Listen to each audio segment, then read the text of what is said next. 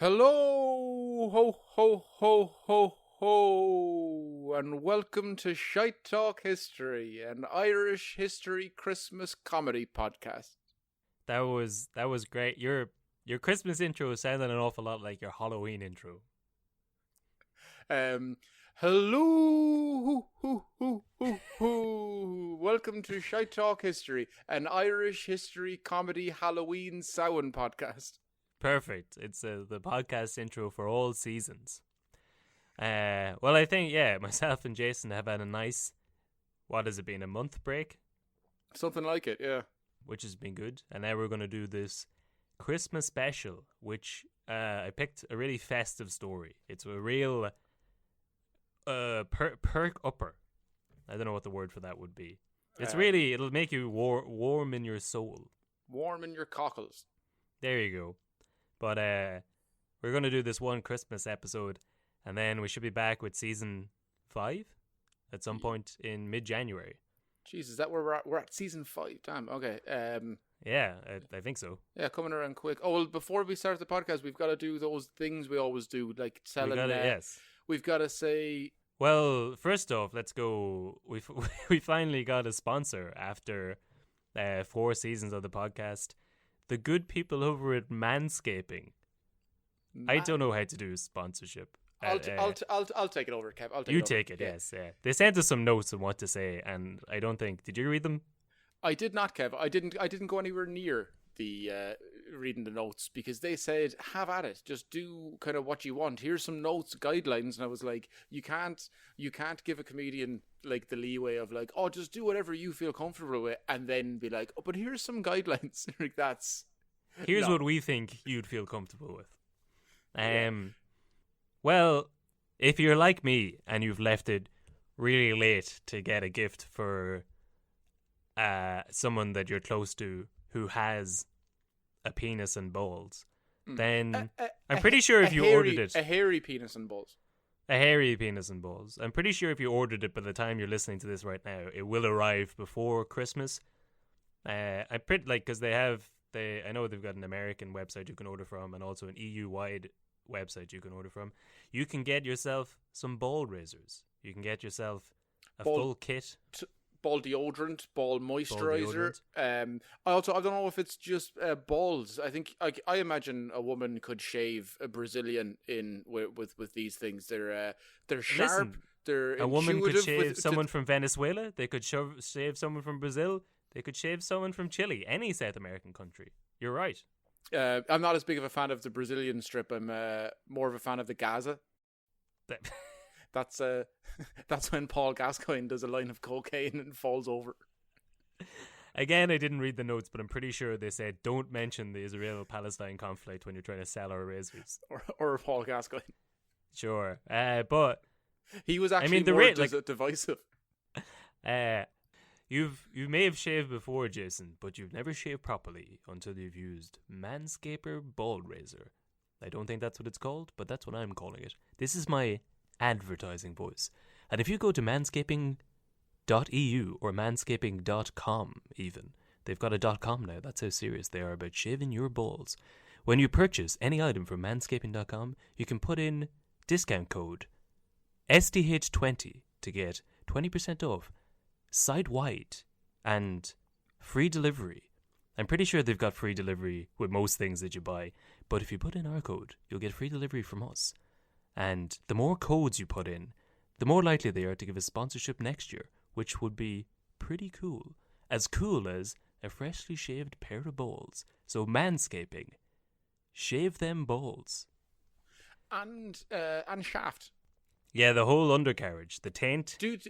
And the taint, do the whole thing and your arse, because it's weird when you see a transition from the 100% shaven just around all the balls, but then you've got like scragglers coming off of your shaft. That's weird. The girls aren't going to want that. Yes. STH20, get on it.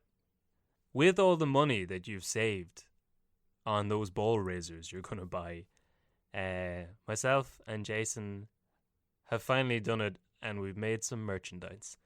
We've got some t-shirts made up this month, made out of Fruit of the Loom, which is like the prime Irish t-shirt that you can make.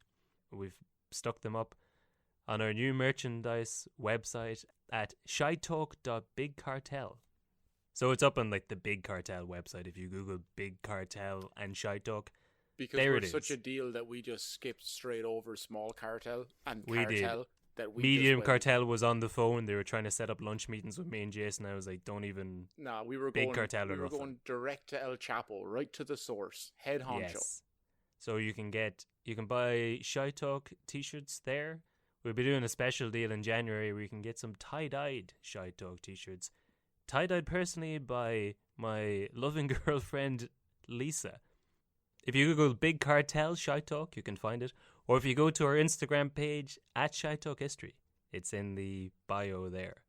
But that's it for all the things that we want you to buy. What about, I think we have a few shout-outs to do before we get started. Yeah, sure. We'll do a shout out before we get going to Graham Harkness, who was very nice to us, who intimated that myself and Kev have a homosexual relationship and in a will they won't they get together type deal, like in Friends, Moonlighting, and Cheers. And Cheers, yeah. I like to think I'm Ted Danson, but I also like to think that I'm Ted Danson.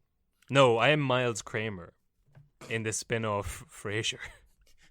I thought you meant Kramer like Seinfeld, because I've seen you scream racial epitaphs on stage so often. There's still those words. You've still got those words. I was trying to be edgy. You know what it's like as a comic? I was trying to be edgy. But thanks, Graham, for tuning in every week to see will they, won't they. I'm sure I didn't realize that that's what listeners were waiting for, but it makes a lot of sense now in retrospect. I believe Graham also promised us both a punnet of tangerines. So, well, no, put them in the post. He'd said a punnet of tangerines for your missus, but then I was like, yes, I'm perennially alone, so can I? But also, I still enjoy citrus fruits. So, Graham, just want to clarify: can I have oranges? Can I have some tangerines, or do I have to find love first? If you find love, you get oranges. But I already love oranges. Graham, send Jason some oranges.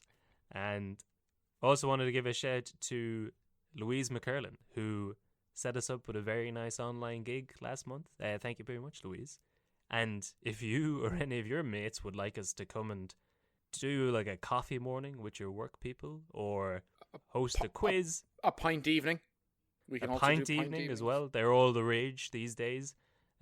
Some sort of Zoom event in these quarantine times where people are having morale boosters on a Friday evening. We'll come in and read your story. Do whatever you like. We're song and dance men. You can contact us through our Instagram at Shite Talk History, or email us at shitetalkhistory@gmail.com.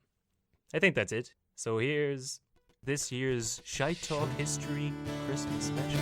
Bonanza. The tale of the missing postman. Gather around now, you're in for a story. Old tales of lore, all in search of a glory.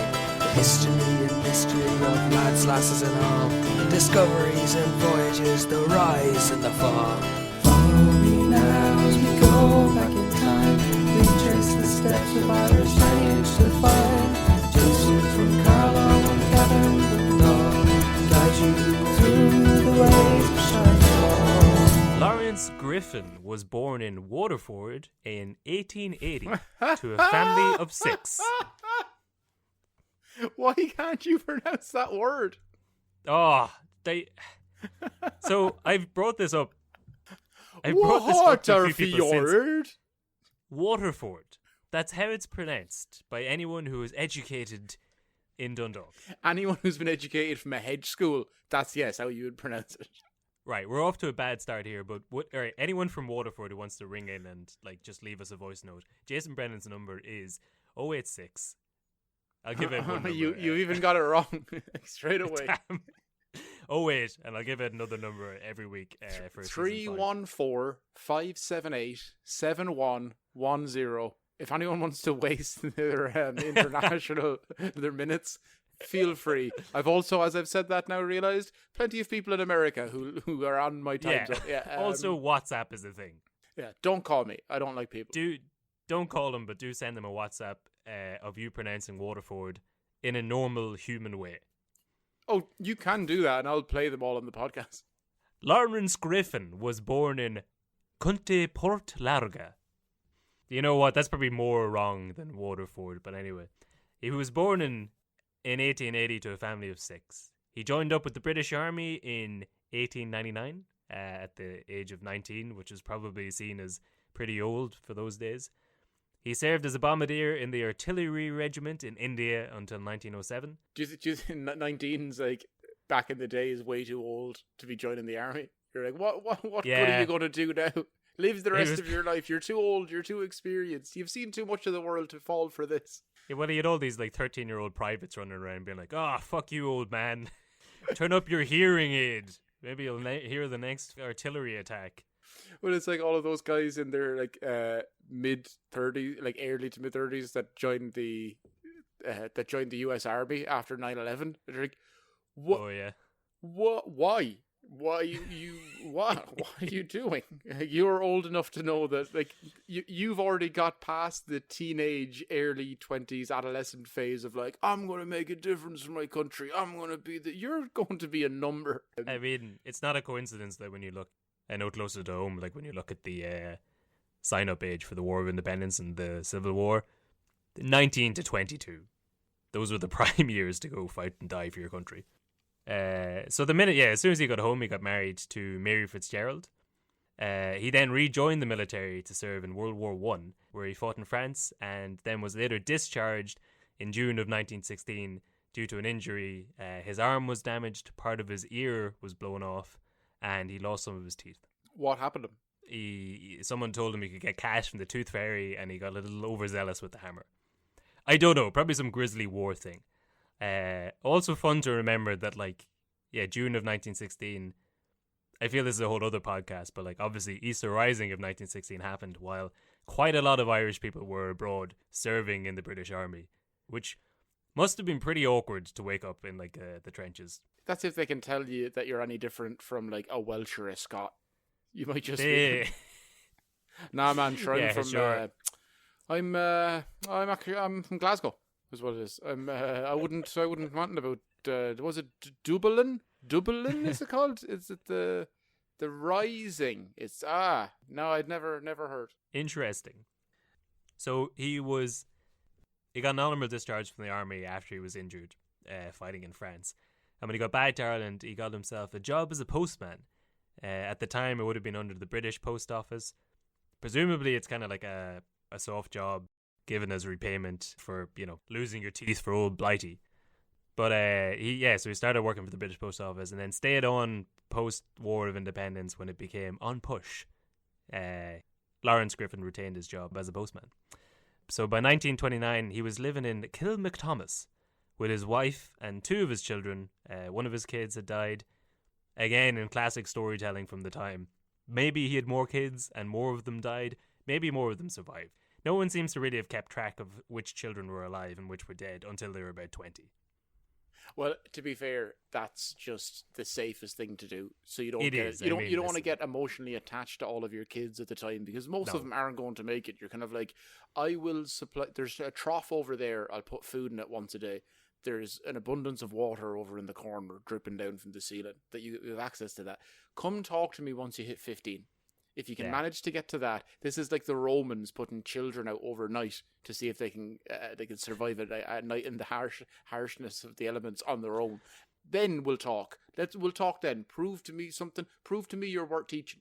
I think in the 20s, Irish people just used to call their children 5-1, 2-7, 10-3 odds until they got to the age of until whoever survived got to 17. They're like, fair enough.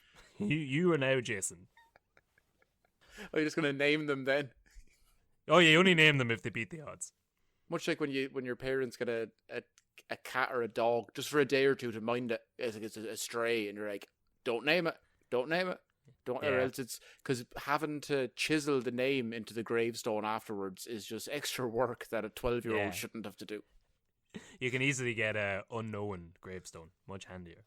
But so he was a postman in Kilmacthomas. His postal route covered Stradbally, the town of Stradbally, which was 10 kilometres away. So I wrote this story out a while ago, and it was only about a week ago I realised that it wasn't the Stradbally that Electric Picnic is in Laois. And I'd like peppered in all these like the whole time I was reading the story in my head. I was like, classic EP. Oh, what happens at EP stays at EP. You go down at Stradbally's in Laois. So here we go. On the 25th of December, 1929. Why, AKA Kevin? What day is that? It's Christmas Day, Tiny Tim. Larry went to morning mass, as every good man should. We can ascertain from that he's with his mother. As there's no other reason to be there for Christmas mass. But he went to deliver presents to a neighbour's children before setting off on his delivery route. It was the style of the time for everyone to offer the postman something on the big day. So as he was doing his delivery routes, he was getting bits of money. Families would invite him in to eat with them. Some mothers would invite him to eat something else, Pat Mustard style. It might have been a Pat Mustard situation, yeah, but a lot of houses that he went to, they'd offer him a couple of pints for the Christmas season, basically. So he was doing his delivery routes all around Stradbally, and all day people were bringing him in to give him a leg of lamb and a Christmas tipple. At one stage, one of the men in Stradbally, John Cunningham, said that he'd planned to offer Larry a drink, but by the time he'd shown up at his door around 5 o'clock, it was clear that Larry had already had a few, which I think is the Irish way of saying he was lit. It's the Irish way of saying I've called the ambulance. Yeah. Well, I don't know. He'd had a few. I think translates into he drank enough to kill a rhino.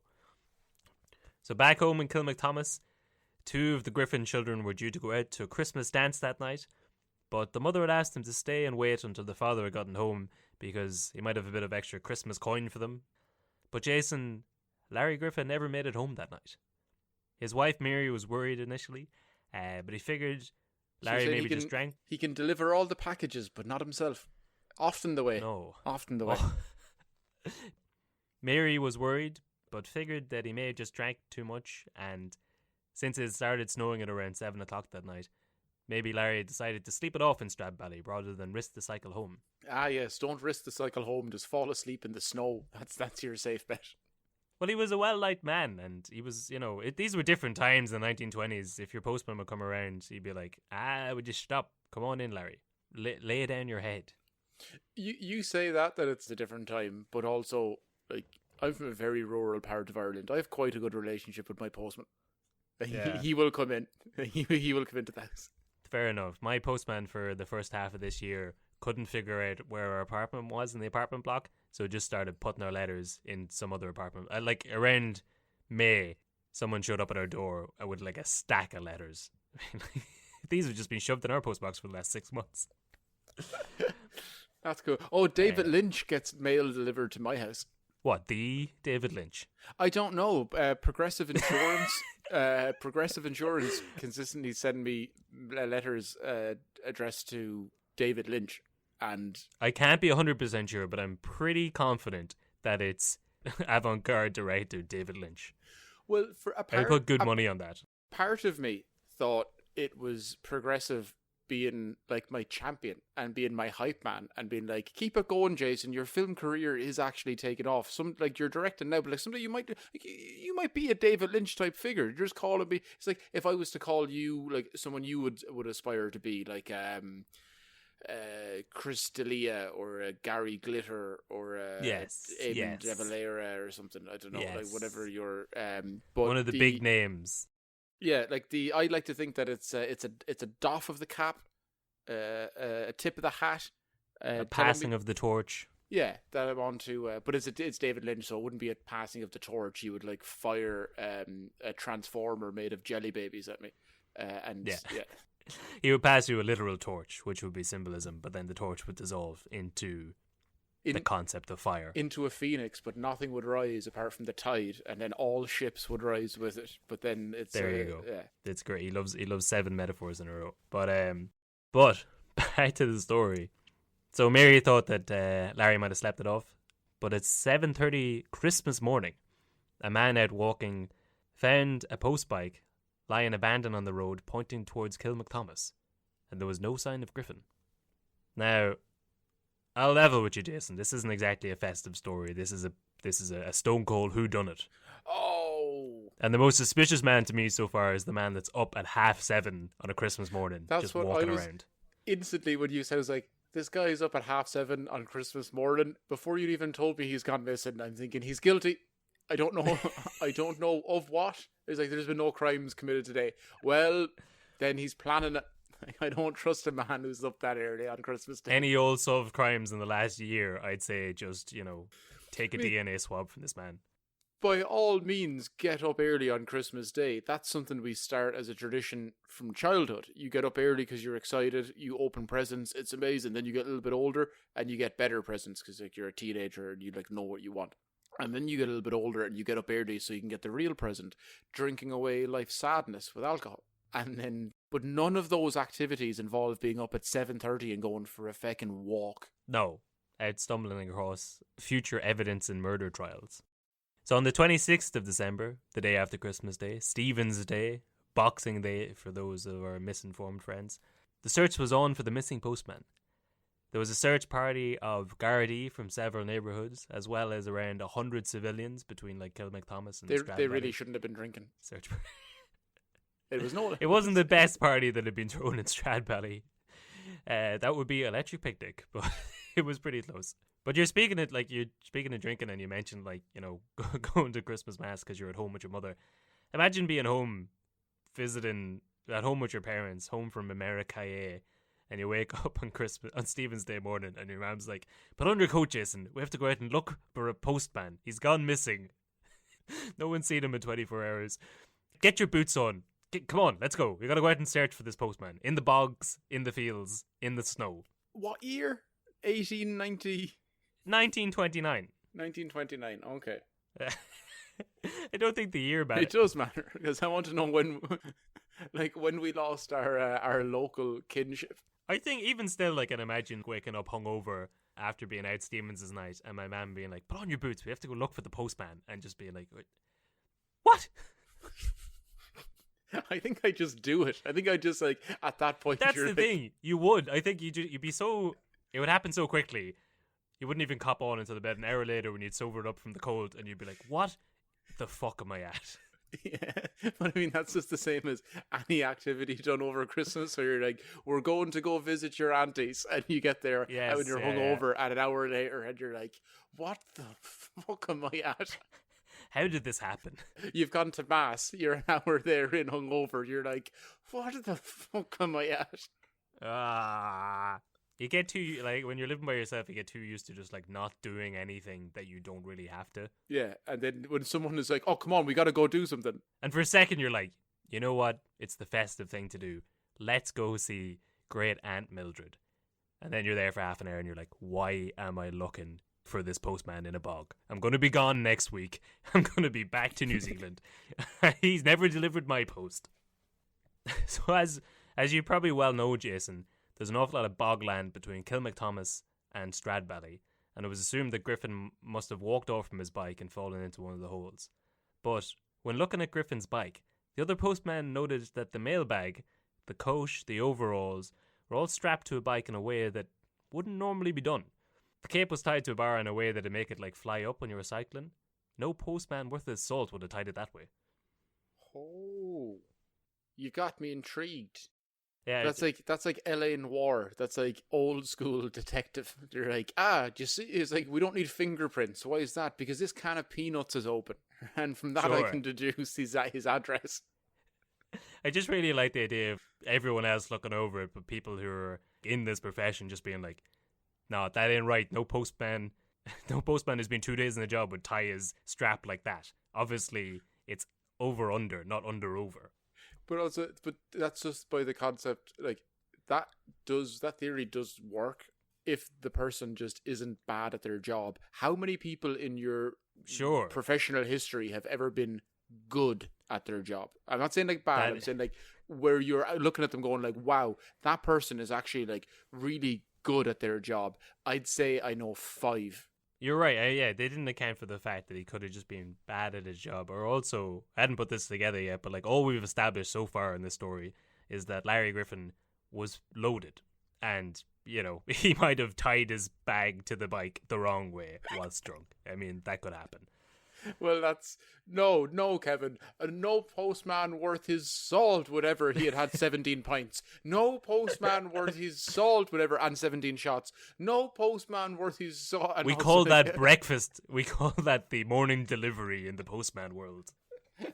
So on the 27th of December, 2 days after Larry Griffin disappeared, the chief superintendent from Waterford, Harry O'Mara, was notified of the disappearance and made his way down to Stradbally.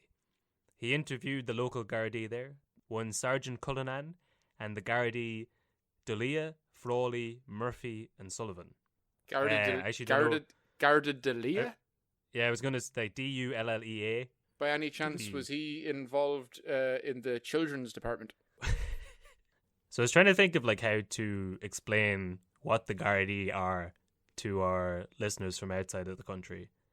They're kind of like the FBI and the CIA and Interpol and MI5 all and rolled police. Into one, and the police, your regular state police, yes, all put into one because there's only one. There's none of those branches. I guess there's special branch of the guards, but they kind of just do everything. Yeah, there's 5 million people in the country. They don't need individual agencies. No, it's one agency. I guess there's special branch which has guns. There's one unit which has access to guns, and then the rest of them just have country accents and a stern tone.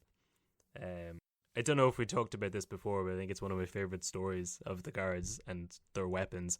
Do you remember, like, about 2 years ago when a submachine gun fell out of the back of a Garda van and it was found by someone at Stephen's Green? No. What?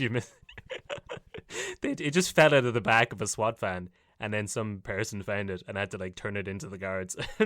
Like, imagine the stones of walking into a Garda station with a submachine gun and just being like, sorry, I think you dropped this. It's the I think you'd have, because of the fact that it's the Gardaí, so they don't have guns. If you don't use that as a joke, if you don't use it as the best chance for the funniest joke of all time, where you're like, all right, stick 'em up. I've got a submachine gun to return to you, and if I don't get all your hands in the air in the next 5 seconds, I'm gonna start blasting. You definitely, you gotta walk in and be like, who ordered the 6-inch sub?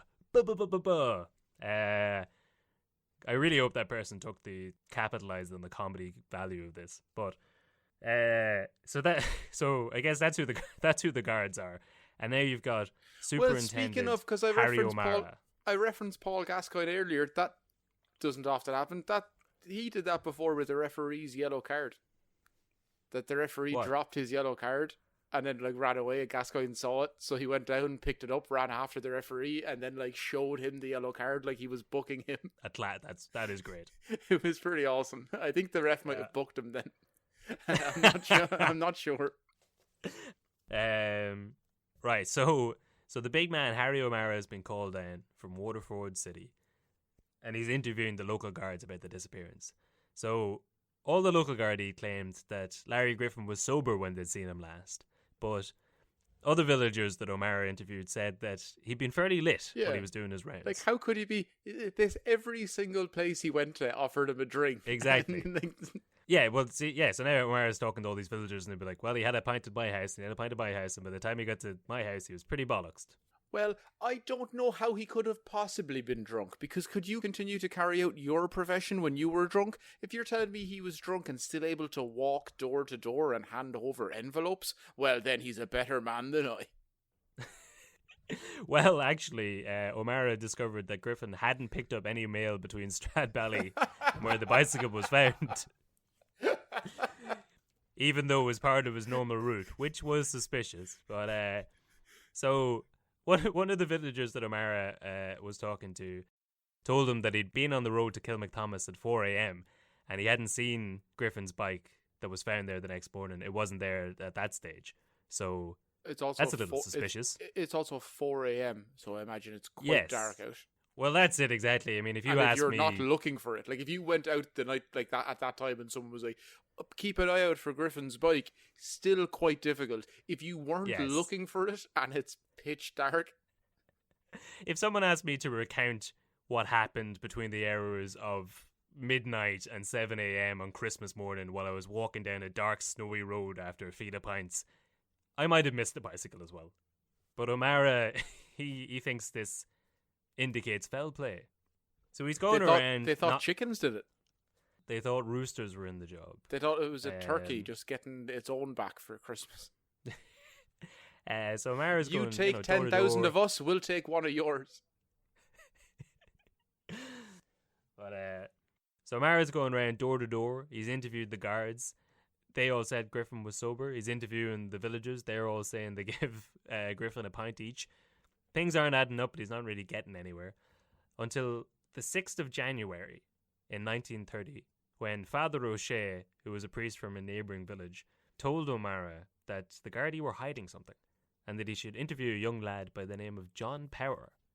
John Powers is a 16-year-old lad from Stradbally, and when O'Mara interviewed him, he heard that Powers had been standing outside a pub called Whelan's on the evening of the 25th of December, where he'd seen Griffin and Garda DeLee outside the post office at about 6:30 that evening. DeLee was apparently pushing the post bike, and Griffin was walking beside him looking bollocksed. Powers said that he witnessed Griffin dry heaving and shambling along beside the guard, and he watched the two of them walk around a corner, and then Powers told O'Mara that neither of them came back within the hour. Okay, well, a couple of things to start with. Well, he, so just he should have been to go with it. The Powers and then the three. There was 3 other lads with him, and they were all standing outside Williams, and they all gave O'Mara the same account. Oh, okay. So they went down an alley and they never came back. But I'll tell you this: if that man's drunk, that guard should be letting him push his own bike for stability reasons. Sure, just to prop him up. Himself up and keep him moving forward as well, because the wheels will do that with the perpetual motion. Sure. Second one, dry heaving. Yeah. He's had about 20 pints. He's not Yes. dry heaving. He's Well, not dry presumably heaving at all. he done the wetties beforehand, and now he's onto the dryies. Well, see, because Kev, I heard you tell that, and I thought, no alcoholic worth his weight in salt would be dry heaving. Give me chunks of Christmas dinner or give me nothing. I thought you were going to go off on one about, like, much like the mix-up between the Waterford Stradbally and the Stradbally Unleash where EP is on. I thought we'd be bouncing jokes about Whelan's Camden Street here. No, I'm going to leave it out because it's Christmas time and I don't want to feel any more homesick than I already do. I know. It's it's sad. I love Christmas pints and Whelan's when the fire is going and you're drinking and there's like, well, that's literally it. That's it.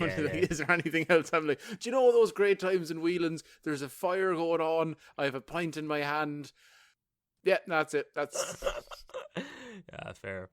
But so obviously this contradicts what the Gardaí had told O'Mara previously, that when they'd seen him, Griffin was sober. Here we have 3 men who testified that DeLee was walking alongside Griffin, pushing his bike because Griffin was bollocksed. So O'Mara goes back to interview DeLee again, and this time DeLee admits that he had met Griffin and he had walked with him about 50 yards down the road to Kilmacthomas, which was the corner that the lads had said they'd seen him going around. But he still maintained that Griffin hadn't appeared drunk. And then when O'Mara asked him why he hadn't previously told him that he'd met the missing man on the road where his bike was found hours before his disappearance, DeLee said he didn't think it was relevant.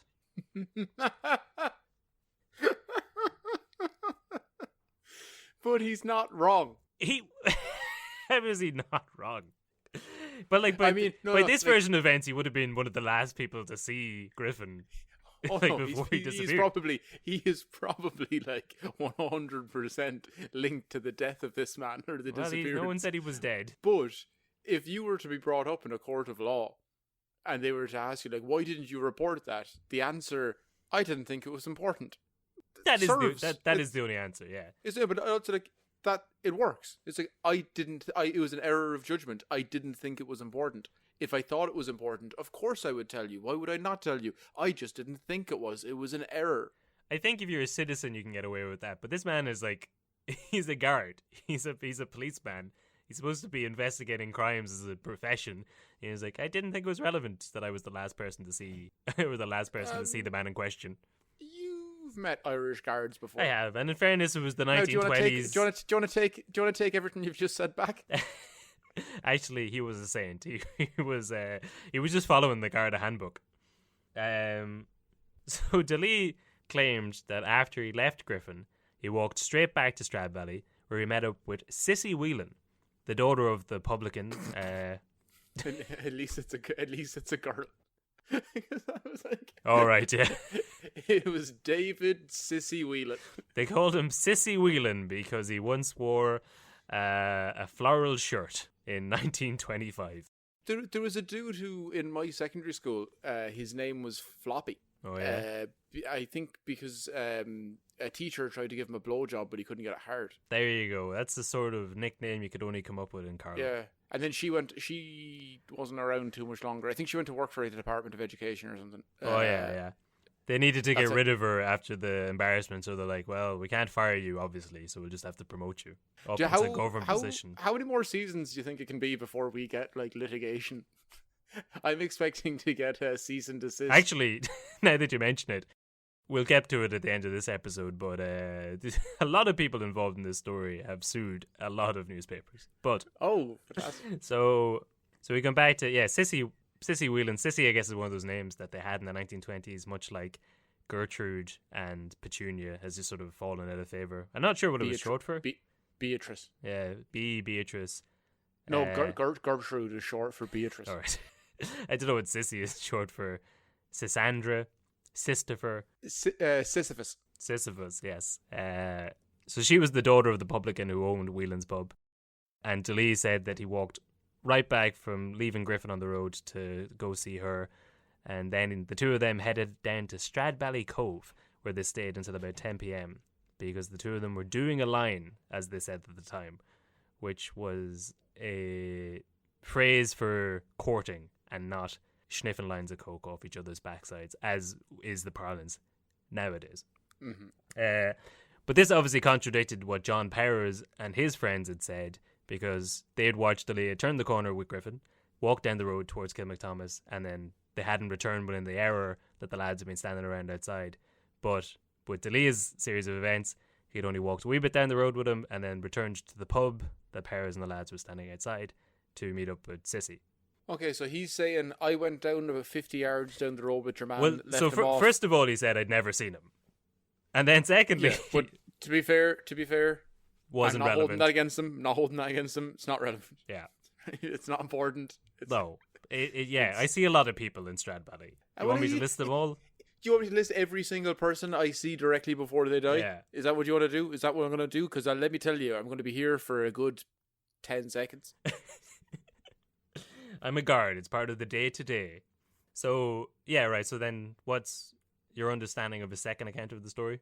Okay, so one person saying that, right, I saw them walking down there, guard carrying the bike, or pushing the bike. Yeah. Griffin langers, and they go down an alley. No one comes back for an hour. Down the road back towards Kilmacthomas. Yeah, sorry, down the road towards Kilmacthomas. No one comes back for an hour. Yeah. Right? Now. Or for at least, as far as they went back inside after an hour, as far as they saw, no one came back at all. Yeah. And then what he's saying is he went down and dropped your man off. It was like, right, he's going to go off this way. I'm going to head back up. He goes up and meets the myth of Sisyphus. And then they push a rock over these four fellas to make sure that they keep their mouths stum. Exactly. But then the rock rolls back down to the bottom of the hill and they have to continue. It's a whole thing. It's a whole big thing. So, but, I don't also... this is very 12 Angry Men of me. That I'm just saying. I'm instantly, I'm like, what are you doing hanging around outside a pub for an hour? Go get yourself a pint or go for a piss or... Well, we'll get into it. This is the next step. So what DeLee had said contradicts what Powers and his mates have said. But when O'Mara interviews Sissy Whelan, she backs up what DeLee says, that the two of them met up and they went to Stradbally Cove. Now, the reason why they would be standing outside a pub or at least why they would tell the superintendent of the guards why they were standing outside a pub for an hour and not inside drinking, is because in 1927, so 3 years previous to this, the government passed the Intoxicating Liquor Act of 1927, which I'm pretty sure was the first drinking act of the Free State.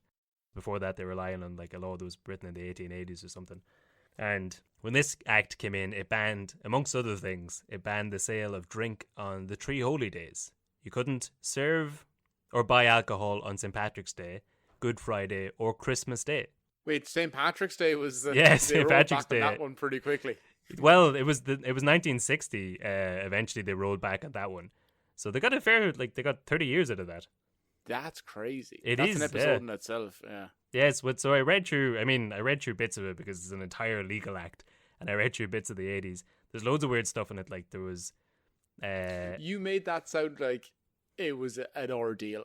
It was an ordeal. I had to read through the whole thing because it's an entire legal act. You're like, well, aren't legal acts usually about 5% of the length of a book, of an actual novel? Yeah, but it's like 10 pages of legalese. It took you 10 pages of reading. Yeah, I was reading something that was written in 1880 about like heretofore the drinketh act of an urban citizen. I couldn't finish the whole thing. I was drunk by the time. I needed a drink when I started reading it. Yeah, that's fair. Yeah, we could do a whole episode on some of the weird laws they had then, but as far as I could tell, the previous act was the 1872 act, and it just said that on Christmas Day you needed to be closed by 9 o'clock in an urban area, which was apparently anything over 5,000 people, and closed at 7 o'clock in the countryside. So on Christmas Day you could drink until 9 p.m. And now in 1927 they changed it to being illegal to drink on Christmas Day or to serve alcohol. My mum always had this weird argument. It came up when they were talking about getting rid of the Good Friday drink ban. And mum was always like, would they not just leave them alone for the one day? It's just, I don't like the idea of it. Opening the pubs, all the fathers and the men would be down at the pubs. I think it's disgraceful taking them away from their families on Christmas Day. They should be with the kids. It's just not right. They could just not go to the pub. Like, the way she says it, like, the only thing stopping men leaving their families on Christmas Day and going down to drink with their mates is the fact that the pubs are closed. I agree with Maria pretty. I mean, pretty effusively here. Like you're saying that like as if the only thing stopping men from doing this on Christmas is the law. Kevin, the law doesn't stop some men from doing that anyway. But that's what I mean. There are bars all around the country where men leave their family to go drink illegally because they can't be away from the pub for that long. And I know it's like, it's a time for family, but like there's lots of people in this country, especially now that it's more cosmopolitan, that don't celebrate Christmas because they're from a cultural background that doesn't have Christmas. So for them, everything's just shut down for no reason. It'd be like if the entire country stopped serving points on Chinese New Year. Yeah, okay, Kev. Muslims aren't too worried about the pub being closed on Christmas, but the Chinese are, and also I am. I really just want to leave I just want to run away from my mother and drink a load of pints. There's all of these cultures in the country that don't drink alcohol that need the bars open on Christmas Day. Just because they don't celebrate Christmas Day doesn't mean that they shouldn't be allowed to break their religious rules. It's the same. I think I'm just doing the same thing as when like white middle class people are offended on behalf of other nationalities who don't give a shit. Yeah. Oh my God, you can't say that. What if all our Muslim friends want to drink on Christmas Day? So this was a new law that had just been brought in. It was only for the previous 3 years. It was now a finable offence to be serving alcohol in a pub on Christmas Day. So that was the reason that the 3 lads had told O'Mara they were just standing outside the pub. Well, presumably. And O'Mara also suspected it was the reason that Daly was lying about how drunk Griffin was. He was lying to cover up illegal drinking in Whelan's because of his connection to Sissy. Oh. Basically, at this stage, O'Mara suspected that everyone involved in the story so far was just getting locked in Whelan's. But I was going to say that, like, I don't think that, surely they don't think that Griffin's been in the pub. Oh, yeah. How? Well, how not? Because he was drinking in every single house along the way. Yeah, but, okay, Jason, answer me this. Do you like going to the pub? I I don't think I have to answer that. I think that every No. barman in the city of Dublin can do it for me. I think, the facts will speak for themselves. I enjoy going for a drink. Whenever I'm sober, I enjoy going for a drink. Whenever I've had a couple of pints, say by going door to door during work, then I really want to go for a drink. So here we have a man who's just been walking around doing his job all day, getting laced full of pints, and then at 6 o'clock they're like, well, off you go to your bed. The only thing that man wants more than a pint is 2 pints. He's like, for Christ's sake, I've been going door to door all day drinking. Can a man not just sit down, put his feet up and relax and have a drink? There you go. So anyway, so it's a new drinking ban, and O'Mara thinks that everyone so far in this story is lying to some degree in order to cover up the fact that Whelan's was open and serving people illegally on Christmas Day. So at this stage, O'Mara's picture of the events was... Next you're going to tell me Griffin wasn't even a postman. They're like, they invented a 10-year He had a bicycle. Yeah. All right, what was he doing? Going around, those letters that appear out of nowhere? What if a man was delivering them? Flann O'Brien was drunk inside of Whelan's, right? Reciting lines from the Third Policeman. And then someone was like, quick, what do we do? The way we all get emails, right, from like various people around the world? What if they were printed out into physical form on, say, a tree or something, and then a man went door to door on a bicycle and handed them to us? Let's go with that. It's plausible. So O'Mara's picture of the events so far was that at around 6 o'clock on the evening of Christmas Day, a drunk Griffin had called into Garda Frawley's flat, which was above the post office. So at the end of his route, he went upstairs to Garda Frawley's flat with Garda Daly, where more drink was taken. And when the three of them came out, the Gardaí decided that Griffin was too drunk to cycle home. So they went into Whelan's to see if anyone there would put him up for the night. When they went in, they realised that they'd been followed. Can we get this man a pint to sober him up, please? He has to drive home. Just give him a baby Guinness now. He needs to get on the road soon. But O'Mara had pieced together that when the lads had walked into the pub, they were followed in there by Sergeant Cullinan, who was there to make sure that there was no one serving alcohol there. And whenever the guards saw their boss coming in after them, they left the pub with Griffin, went past Perez and his mates, and then went around the back of the pub and went in through a back gate entrance back into Whelan's. Daly was going out with Sissy Whelan, the daughter of the publican, but another one of the guards called Murphy was also going out with Sissy's sister Nora. So Cullinan, their boss, the sergeant, apparently had to keep an eye on both of them at all times, because when they were supposed to be out doing rounds of Stradbally, they just go into the pub and start drinking rounds pints of the sisters. Exactly, yeah. And it's 1920s Ireland and they weren't married, so obviously everything was like hush. But anytime Cullinan was looking for the two guards, he'd stick his head into Whelan's and find the two of them drinking pints and chatting up the two daughters.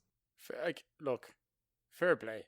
I mean, listen, it's part of the job, but it really is. So if you're a guard, at least like in an office, you're going to do if you do 40 hours a week, you're probably going to actually do 25, 30 hours of work, probably 20. Yeah, 25. exactly. Yeah, if you're a guard, you're going to spend 15 to 20% of your time allocated, and also I think that's fair. I'm holding my hands up. I think that's 100% okay for them to do it.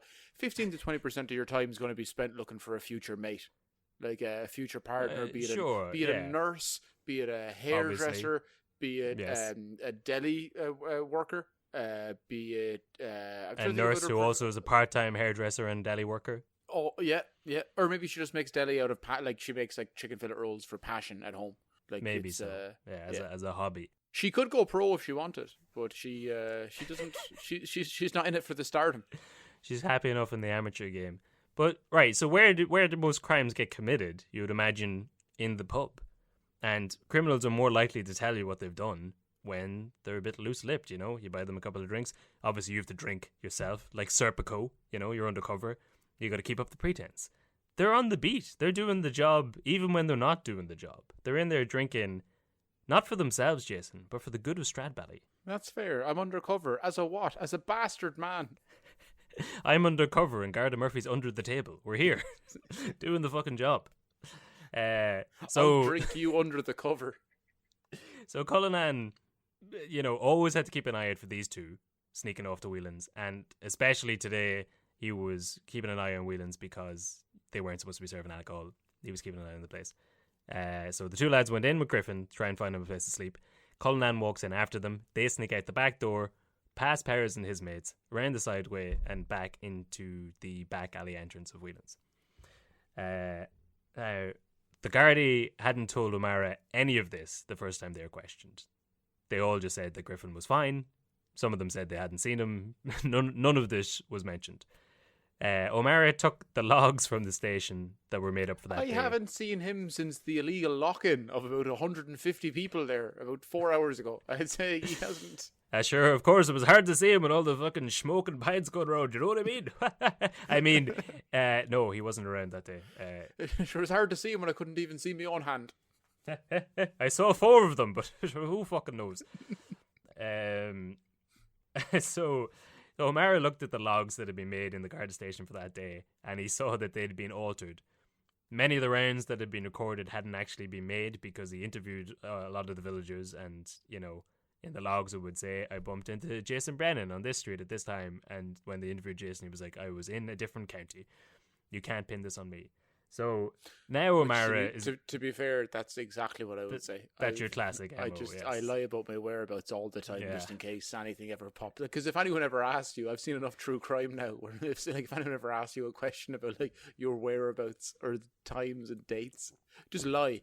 Because if you...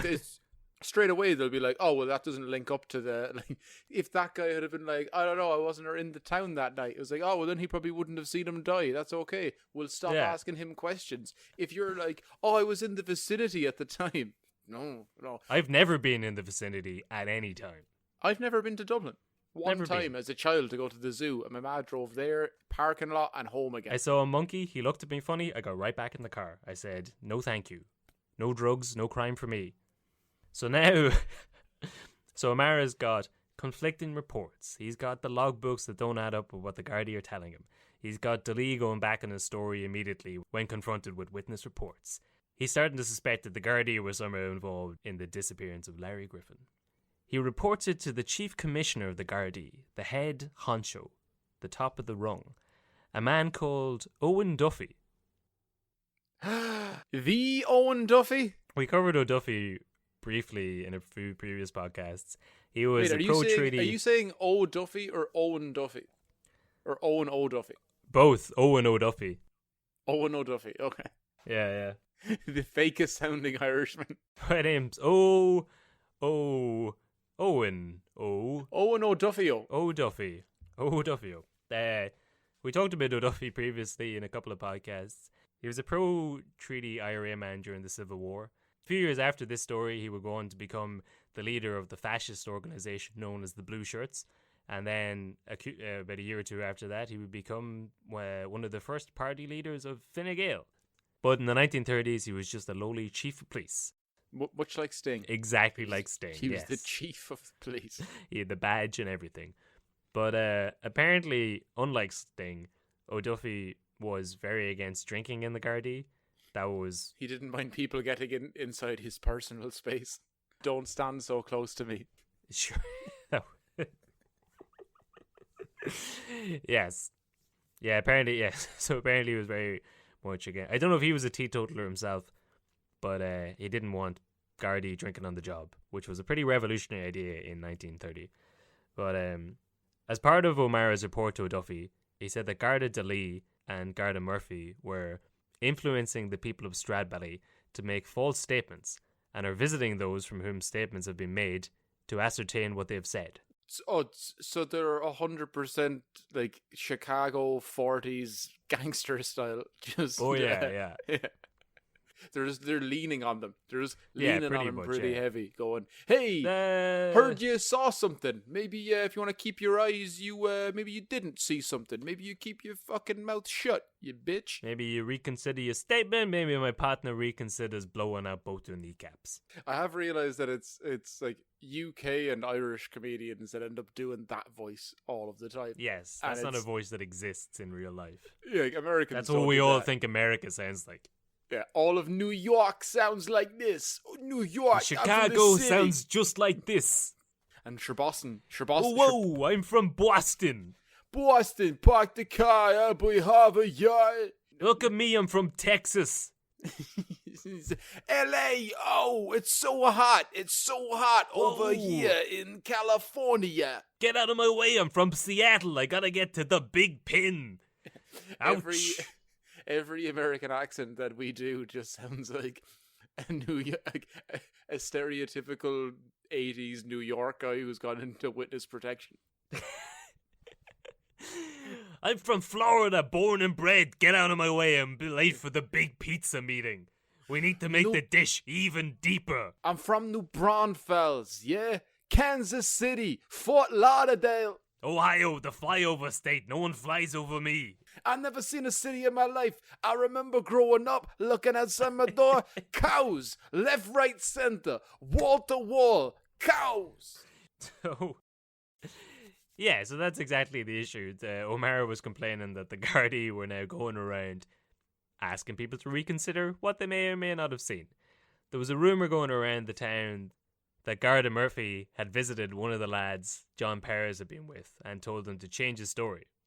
By the end of January, all the Stradbally Gardaí had been brought back into the barracks in Dublin. They were all suspended with half pay, and O'Mara had a warrant to intercept their mail because he thought for some reason that they'd be like writing each other about this crime. So that's exactly what they did? No, that doesn't come up. I don't know why he thought they'd be Much like the Ulster rugby trial, they'd found deleted letters in the mail. There was a letter chain they were all writing on. I wonder, was there a period that like, okay guys, all of us, let's meet up somewhere in the next week to get our story straight. How about Whelan's? I hear they're doing a great Christmas deal. I'll be disappearing points like Larry Griffin. Lol, hashtag smiley face. I'm sure there was a period when like there definitely was when like WhatsApp and stuff came out where people were like, it's unhackable. And I'm sure it was the same with phones. It might have been the same with letters, where there was a brief period where like, they can't get our letters. The postman delivers them. And we just murdered the postman, so there's no reason for them to be annoyed with us and hand our letters over to the guards. Yeah, it would be like the 19th century equivalent of that Chris D'Elia Snapchat video. You know, when he's on the fighter and the kid. Exactly. and they're like, wait. A candle flame can open up a letter just by separating the sticky shit inside of it? And it just slowly zooms in and it's like... Dum, dum, dum, dum, dum, dum. Whoa, what do you mean they're read as letters? Yeah, they're just read as letters, it's just like written there in black and white ink, He said he murdered the guy. I didn't know people could... Wait, you're telling me people can... But they're like... They're in my post box, though. Yeah, but before they get there, the postman has several hours in which to read your letters. Oh, cool, right. Yeah. Oh, okay,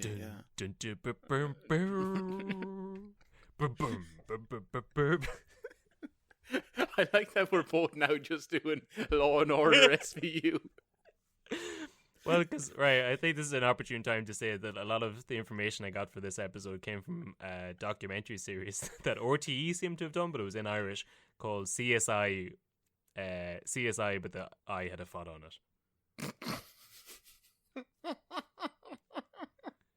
Which I'm pretty sure does not make sense. Okay, so let's take a show that's so outdated it's outside of the cultural lexicon, and then let's take a language that's so far outdated even the people that we spend 12, 13 years teaching them in school don't read, watch, listen to, or even understand, and then let's make a pun off of those two things. Let's make a pun off of something that died in the early 1900s and something that died in the early 2000s. Well, now in fairness, the documentary was from 2009, and if you watch it, it's crazy how dated it is. It's like, I was actually about to say it's dealing with very serious subject matter in like a comically bad way, and then I realized where I am and what I'm doing. I'm sorry, that documentary. No respect for the issue. No respect. So, as his next step, O'Mara went on and interviewed Patrick Whelan, who was the publican of Whelan's Bar. Patrick told him... Sissy's dad. Patrick told him that not only had Larry Griffin not been in the pub on Christmas Day, but that he hadn't been serving drink to anybody. 3 villagers who'd gone to Stradbally looking for Larry on the 26th, before he was reported missing officially, they all attested. They went to Stradbally looking for Larry, but realised that they were actually playing other voices instead. There, shout out to Larry the band.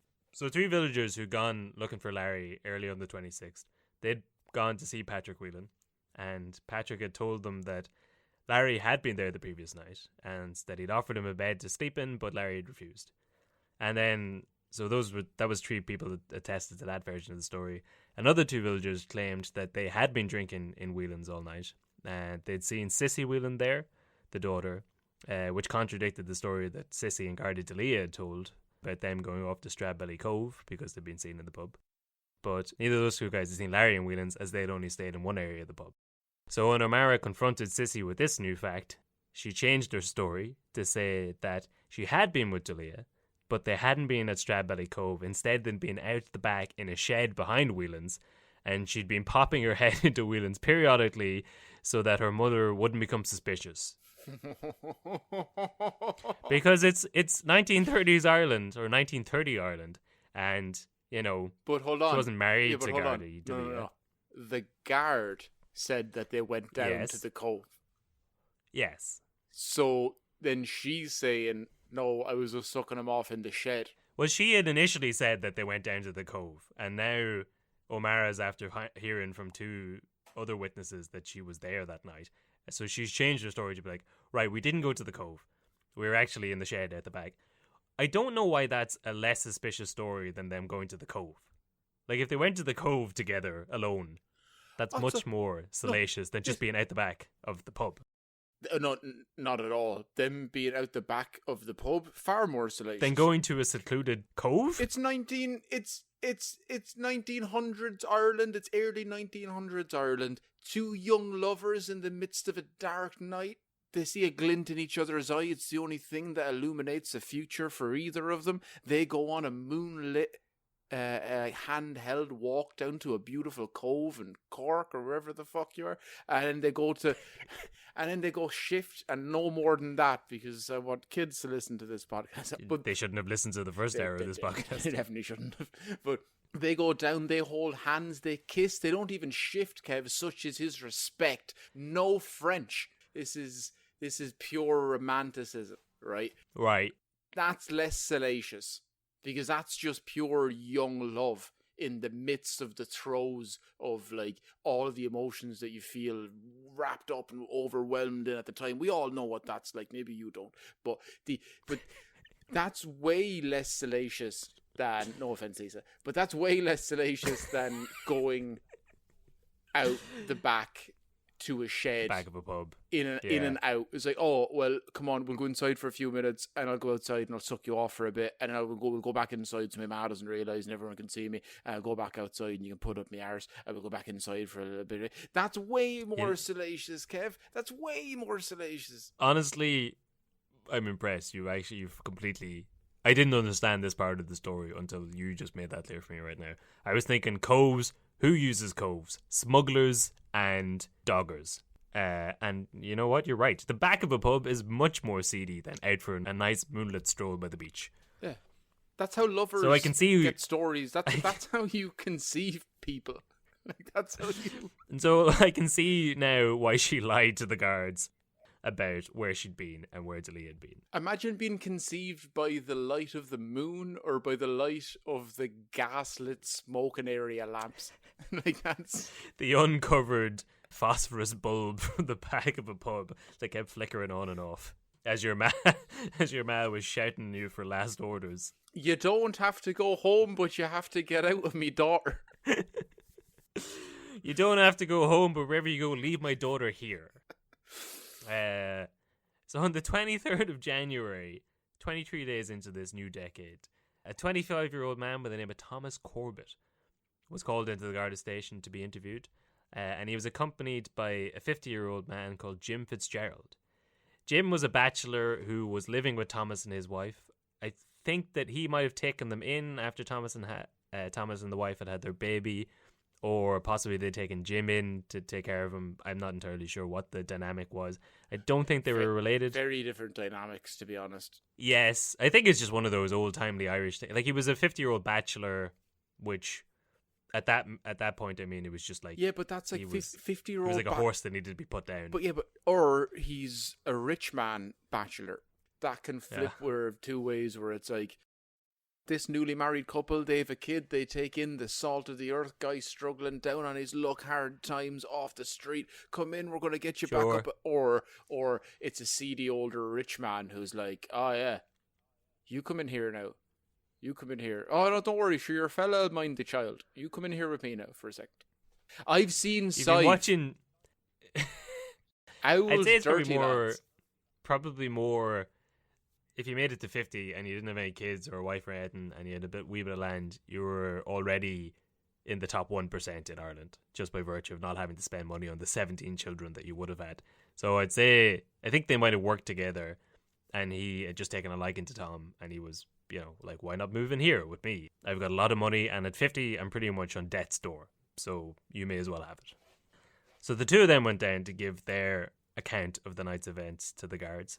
And it was Thomas that was asked to go down, and while he was being interviewed by the guards, Jim Fitzgerald was out in the lobby, and he just started chatting to Amara, and he said that himself and Thomas had both gone into Whelan's via the back gate into the kitchen where they were served drinks by Sissy on Christmas Day. At some point, they heard singing coming from the bar, and they went to look in the window. They saw Garda Daly, Garda Murphy, and Sissy Whelan, among others, all drinking and singing, so the two lads decided to head in. So once the two lads were in, they were all drinking and singing together. Before you went, the two lads who were in the back drinking in the kitchen, that they're like, okay, come in here now, you can have pints in the kitchen though, in the kitchen. Meanwhile, there's a party happening in the lounge. I think that was, but sure, we've all been in that situation where you're kind of like, it was a sort of wink and nod thing. You go around the back, get a few pints handed out the window, hush, say nothing, take them away, or you keep that to yourself. And then whilst that was happening, no, yeah, but you're saying they're things had gone in the kitchen. They're in the kitchen drinking, so it's not. No, I think they were serving pints out the window of the kitchen, and it was all supposed to be like, take the pint and go, take the pint and go. And they had this idea of being like a speakeasy, everything's running smoothly. Well, once the guys were there to pick up the pints from the speakeasy, they realised that everyone inside was lock drunk and having a great time. So they figured, I'll just wander in. Okay, fair enough. That makes sense. It's nice to be able to go and have a pint as a fan speakeasy. Like, if you don't have at least 4 friends whose dad went mental after 3 weeks of lockdown and started ordering in accoutrements for a bar. Like, they were like, no, not just pints. I want coasters. But you've never used them in actual bars. I don't care. I want them. I want Guinness. I want This Is Rugby Country placards all across the side of the I need to register the trademark of my bar. That'll look a little bit suspicious in the middle of a quarantine. I don't care. Get the paperwork done. Yeah. So the two lads were inside the pub. Everyone was drinking and singing and having a fair old time. When at some point, either Larry Griffin tried to pay for a pint and the bar staff were like, your money's no good here, and the coins dropped on the ground, or someone bumped into him and they fell out of his pocket. But the story was that he dropped some coins. A man by the name of Ned Morrissey, the local grave digger, apparently picked them up and then either pocketed them or used them to buy a round. Griffin took offence to this. This is all according to Jim Fitzgerald's tale of events. But apparently Griffin asked him for the money back. You're saying that he drops the coins, your man picks them up, and he goes, Jesus, would you dig me grave as quick? Exactly. He probably threw that line at him. Morrissey takes offence to the grave line, a grave dig, and he trips Griffin up, apparently, allegedly. He gave him a Guildenstern warning. Yeah. He gives him what they call in the grave digging business the old heave-ho. And Griffin tripped, fell, and banged his head off a stove, killing him instantly. Wait, did they get into a kerfuffle? This is a straight-up kerfuffle, and Griffin was accidentally killed as he fell. Now, this is all just according to Fitzgerald witnessed. This is a full-blown schmozzle. This is it. It's fully happening. But it's going to become even more of a schmozzle, Jason, because at the time, the Whelans of Whelan's pub fame were in financial trouble, in fiduciary hot water. Their landlord was looking for money that he was owed, and they'd been sued already by one of their creditors for not paying for goods. So the writing was on the wall. The pub was in dire straits. The last thing they needed was for their license to be taken from them for selling drink on Christmas Day. Also, the fact that someone was murdered in the pub, probably not good for business. Obviously, Pat Whelan, a little bit put out about the fact that the local postman's just been murdered in his bar. Ned, the person who just allegedly killed this man, also a little worried, a little on edge. So he throws out the suggestion, what if they just hide the body? Was that's Bob Marley's original lyrics? Nobody, no crime. So according to James Fitzgerald, the gravedigger suggests we do what we do best. We bury the body. We have an old saying in the gravedigger community: if you got a problem, bury it 6 feet deep. And he was in good company to suggest this. And so in Whelans, the people who just witnessed this manslaughter, I guess you would call it, there was Garda DeLee and Garda Murphy, and also all of the Whelan family, so like Patrick, Sissy, Nora. But there was also the local head teacher of the national school, Thomas Cashin, as well as 4 other people, Ned Dunphy, Jack Galvin, and then George and Patrick Cummins. So you're in good stock if you're going to like suggest a murder or suggest hiding up a murder. But it's also it's way too like it's way too many people. It's way too many people. Yeah, everyone says like, yes. A murder, one person, you've a chance to get away with it. 2 people, like you've really got to like trust the other person to know that like Kev, I know that if we kill someone, yes, again, we'll get away with it just as easily because I trust you. I know that you're holding my secret that I murdered someone, and if you murder someone, I'd be like, good, now we're equals to equals. Yeah. Because anytime we murder someone, we always have the pact exactly. that we go right on the count of 1, 2, 3. We'll let the axe like, fall. So then we're whenever they've got a firing squad, some of the guns don't have bullets in it, so no one knows whose axe did the blow. Yeah, but everyone feels the same collective guilt. It's much like Gustave Le Bon's The Crowd, a study of the popular mind. Is that what that is? Yes, that's what that is, Kevin. Because this isn't just a culture. This isn't just a history podcast. We do culture too, Kevin. Sometimes I'll reference economic theory. Sometimes I'll reference political theory. Sometimes I'll talk about someone putting a finger up my arse. We've got something for everybody. But he was in good company when he suggested hiding the murder. You've got the Gardaí there. They're obviously going to be the first people to investigate the crime. Good to have them on site. You've got the headmaster of the school, a pillar of the community. Good to have him on board. You yourself are a gravedigger. Easy disposal. And then the local publicans, well-respected people, also good to have them in pocket. So the whole thing was that like it was illegal to be drinking on Christmas Eve in a pub. And these are all the quote-unquote like respected members of the community at that time. These are all like the elites, basically, including Griffin, like the postman. These are basically the people that were respected in the community. And here they are, all embroiled in an illegal situation, all a little drunk. Someone has just died, which means that they could all lose their jobs, lose the pub, lose their positions of power. So apparently, this is Jim Fitzgerald's version of events. Apparently they were all like, yes, let's do it. So according to Jim, the better Belushi, Tom Cashin, Ned Morrissey, and George and Patrick Cummins apparently put the body into Cashin's car, which was conveniently the only car in the village. I'm sure Cashin was like, oh, they laughed at me when I bought a car. They said it was mad to get an automobile. Well, you couldn't fucking hide a body with a horse now, could you? It's all coming up Cashin. My feet are wet with the blood of a dead postman, but my ankles are bone dry. It's all coming up Cashin. He drove it off while Garda DeLee and Garda Murphy took the post bike and disposed of it on the road back to Kilmacthomas, fatally wrapping the cloak and bag the incorrect way. So Fitzgerald said he wasn't sure what happened to the body in the end, but that he thought it had been thrown down a mine shaft. Apparently, Waterford was a big mining community previously in the 1800s, and there was a lot of abandoned shafts around the place. No Bandons in Cork. That's maybe what it was. They might have driven him to Bandon. The Shaft is a famous gay nightclub in Bandon, and they probably drove there and disposed of the body. So one version of events is that Thomas Corbett was inside being interviewed by the guards. Meanwhile, Jim was just sitting out in the lobby, freely telling all this information to O'Mara while he was waiting for his friend. Another version is that it was a more formal interview, that Fitzgerald was also interviewed by the guards, and that he gave this version of events. Either way, this was now O'Mara's working theory of what had happened to Griffin. And it wouldn't be a fitting end to Shite Talk Season 4 without us going way over time and having to split the episode into 2 parts. So that's the end of episode 1 of The Disappearance of Larry Griffin. And we'll have the second and final part, episode 2, out sometime this week, hopefully before Christmas, so that you can play it around the dinner table on Christmas Day. So until then, Merry Almost Christmas and good luck.